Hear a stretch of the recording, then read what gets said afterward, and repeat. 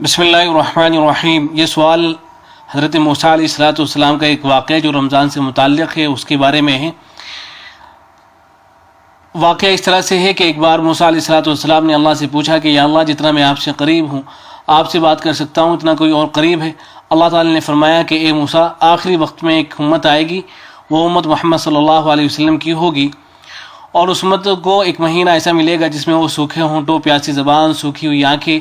بھوکے پیٹ جب افطار کرنے بیٹھے گی تب میں ان کے بہت قریب رہوں گا۔ موسیٰ، تمہارے اور میرے بیچ میں 70 پردوں کا فاصلہ ہے، لیکن افطار کے وقت اس امت اور میرے بیچ میں ایک پردے کا فاصلہ بھی نہیں ہوگا، اور جو دعائیں وہ مانگیں گے اسے قبول کرنا میری ذمہ داری ہوگی۔ سبحان اللہ، اگر میرے بندوں کو معلوم ہوتا کہ رمضان کیا ہے تو سب تمنا کرتے کہ کاش پورا سال رمضان ہی ہو۔ تو اس واقعے کے بارے میں سوال ہے کہ یہ صحیح ہے یا نہیں؟ تو جواب میں رد ہے کہ اگرچہ بعض کتابوں کے اندر یہ واقعہ آیا ہے، جیسے نزہۃ المجالس ایک کتاب ہے، اس میں ہے،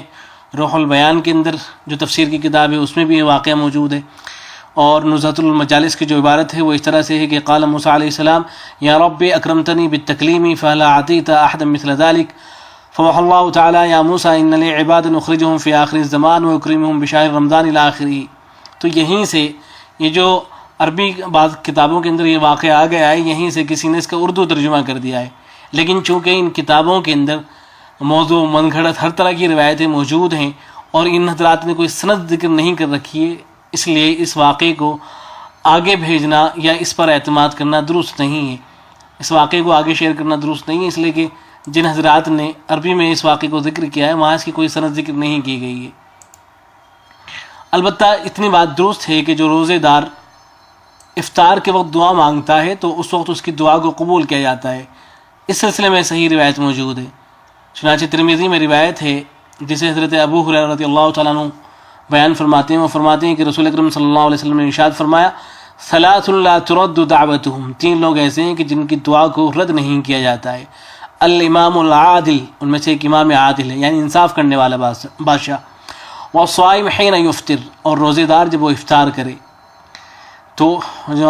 روزے دار جب افطار کرنے بیٹھتا ہے تو اس کی دعا کو قبول کیا جاتا ہے۔ وَدَعْوَةُ الْمَظْلُومِ يَرْفَعُهَا فَوْقَ الْغَمَامِ، اور مظلوم کی جو بد دعا ہوتی ہے اللہ تبارک و تعالیٰ اسے بادلوں سے اوپر اٹھا لیتے ہیں۔ وَتُفْتَحُ لَهَا أَبْوَابُ السَّمَاءِ، اس کے لیے آسمانوں کے دروازے کھول دیے جاتے ہیں۔ وَيَقُولُ الرَّبُّ عَزَّ وَجَلَّ، اور اللہ فرماتے ہیں وَعِزَّتِي لَأَنصُرَنَّكَ، کہ میری عزت کی قسم میں ضرور تیری مدد کروں گا۔ تو یہ روایت موجود ہے، یہ ترمذی کی ہے، تو اس سے معلوم یہ ہوا کہ جو روزے دار ہے اس کی دعا کو قبول کیا جاتا ہے، لیکن یہ واقعہ جو ہے